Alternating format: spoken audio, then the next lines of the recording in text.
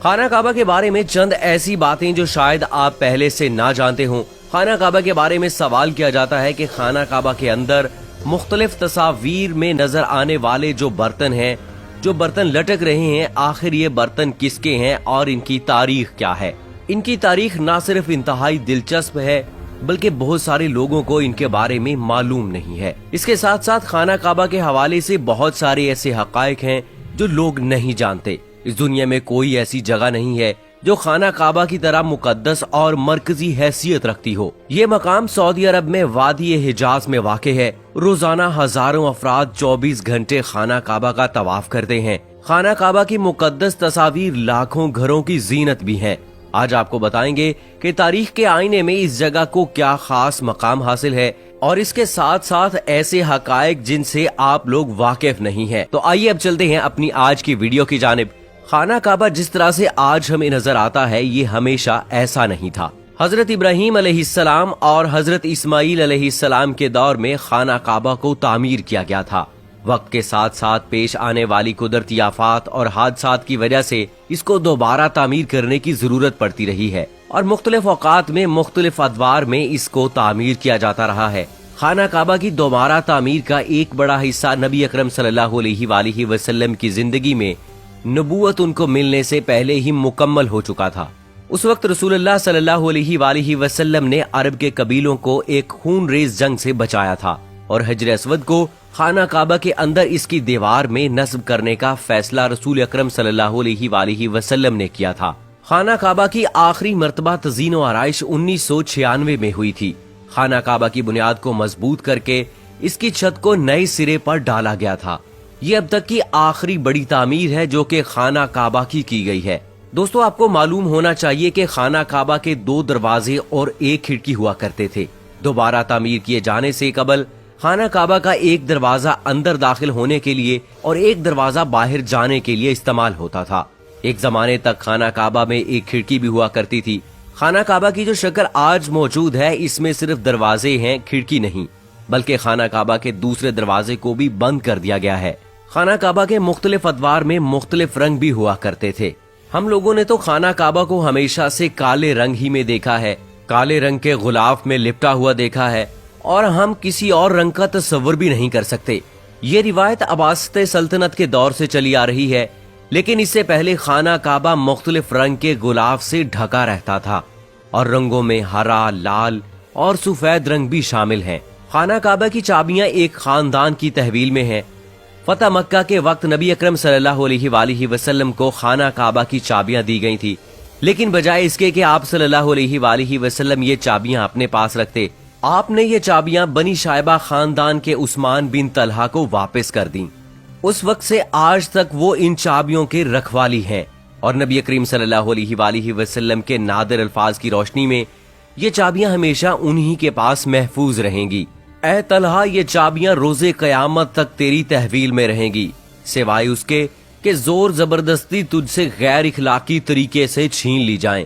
تو رسول اللہ صلی اللہ علیہ وآلہ وسلم کے فرمان کی روشنی میں کوئی بادشاہ، کوئی حکمران اس چیز کا اہل نہیں ہے کہ وہ اس خاندان سے خانہ کعبہ کی چابیاں چھین سکے۔ دوستو آپ میں سے اکثریت اس بات کو نہیں مانتی ہوگی۔ آپ کو یہ بھی معلوم ہونا چاہیے کہ ایک دور تھا جب خانہ کعبہ ہمیشہ عام عوام کے لیے کھلا رہتا تھا۔ پہلے خانہ کعبہ ہفتے میں 2 مرتبہ عوام کے لیے کھولا جاتا تھا اور کوئی اور بھی خانہ کعبہ کے اندر داخل ہو کر عبادت کر سکتا تھا، لیکن موجودہ زمانے میں زائرین کی تعداد کو دیکھتے ہوئے خانہ کعبہ کو اب بند کر دیا گیا ہے اور اب سال میں صرف 2 مرتبہ کھولا جاتا ہے اور اس میں صرف خاص مہمان اور اعلیٰ شخصیات خانہ کعبہ کے اندر داخل ہو سکتی ہیں۔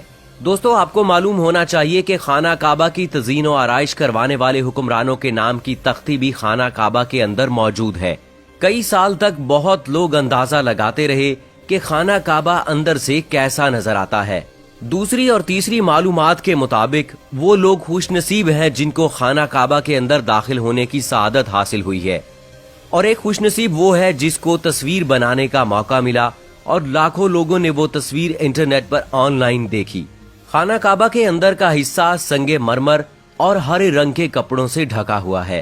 جس دور کے حکمران نے خانہ کعبہ کی دوبارہ تزئین و آرائش کروائی، اس نے خانہ کعبہ کے اندر اپنے نام کی تختی بھی لگوائی۔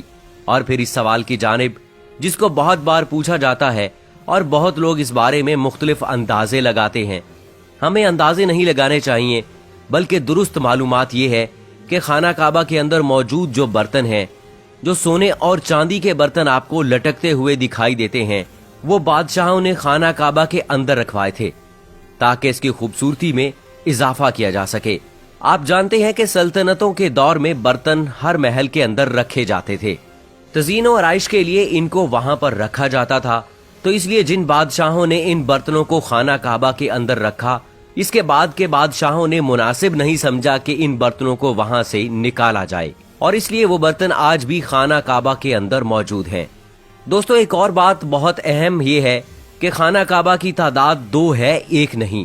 خانہ کعبہ کے بالکل اوپر جنت میں بھی ایک اور خانہ کعبہ ہے جس کو بیت المعمور کہتے ہیں. اس کا اشارہ قرآن پاک میں بھی موجود ہے اور نبی کریم صلی اللہ علیہ وآلہ وسلم نے بھی اس بات کی نشاندہی کی ہے. اللہ کے نبی نے معراج کا واقعہ سناتے ہوئے کہ جب مجھے بیت المعمور یعنی اللہ کا گھر دکھایا گیا تو میں نے حضرت جبرائیل علیہ السلام سے پوچھا تو انہوں نے جواب دیا کہ یہ بیت المعمور ہے جہاں 70,000 فرشتے روزانہ اللہ کی عبادت کرتے ہیں، اور جب وہ یہاں سے جاتے ہیں تو واپس نہیں آتے بلکہ ہمیشہ ایک نیا دستہ آتا ہے، یعنی ایک فرشتے کو اس کے طواف کی ایک بار سعادت حاصل ہوتی ہے. دوستو، اسی طرح کہ آپ نے اس بات پر غور کیا ہے کہ حجر اسود چاندی کے سانچے میں گھرا رہتا ہے. کچھ لوگوں کا خیال ہے کہ حجر اسود کو حجاج بن یوسف کے ہاتھوں مارے گئے پتھر لگنے کی وجہ سے ٹوٹ گیا تھا جب اس نے حضرت عبداللہ بن زبیر رضی اللہ تعالی عنہ پر لشکر کشی کی تھی. کچھ ذرائع کے مطابق حجر اسود بحرین سے تعلق رکھنے والے اسحالی گروپ کے ہاتھوں ٹوٹ گیا تھا.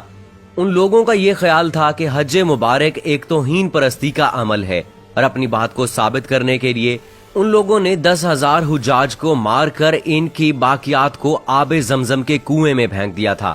یہ غیر انسانی عمل کافی نہیں ہے. یہ شیطان حجر اسود کو عرب کے مشرق میں لے گئے اور پھر عراق کے شہر کوفہ لے گئے جہاں اس کے عوض تاوان وصول کیا. جب ان کو مجبور کیا گیا تو ان لوگوں نے اسے خلیفہ عباست کو واپس کر دیا، لیکن جب اس کو واپس کیا گیا تو یہ ٹکڑوں میں تھا، اور اس کو یکجان کرنے کا صرف ایک طریقہ سمجھ میں آیا کہ اس کو چاندی کے سانچے میں رکھا جائے. کچھ تاریخ دانوں کے مطابق اس مقدس پتھر کے کچھ حصے آج بھی گم ہیں. اس سب کے ساتھ ساتھ آپ کو یہ بھی معلوم ہونا چاہیے کہ خانہ کعبہ مکعب نما یعنی کیوب شکل کا نہیں تھا. خانہ کعبہ دراصل مستطیل شکل کا ہے.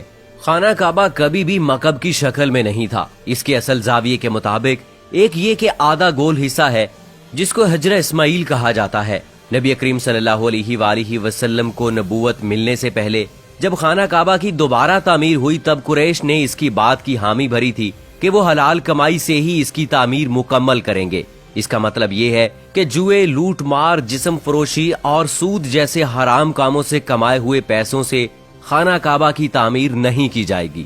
قریش اپنے امیر ترین تجارتی شہر میں ہونے کے باوجود اتنی رقم جمع کرنے میں ناکام ہو چکے تھے کہ خانہ کعبہ کی تعمیر اس کے اصل سائز اور رقبے کے حساب سے کر سکتے. انہوں نے خانہ کعبہ کی چھوٹی عمارت تعمیر کی اور اس کی دیواریں مٹی کی اینٹوں سے بنائیں جس کو حجر اسماعیل کہا جاتا ہے. حالانکہ اس کا حضرت اسماعیل علیہ السلام سے کوئی تعلق نہیں، جو کہ خانہ کعبہ کے حقیقی قطر کی جانب اشارہ کرتی تھی. خلیفہ عبداللہ بن زبیر کے دور حکومت میں چند سال کے مختصر وقفے میں خانہ کعبہ اپنی اصلی شکل میں موجود تھا جس میں نبی اکرم صلی اللہ علیہ وآلہ وسلم نے اسے دیکھا تھا.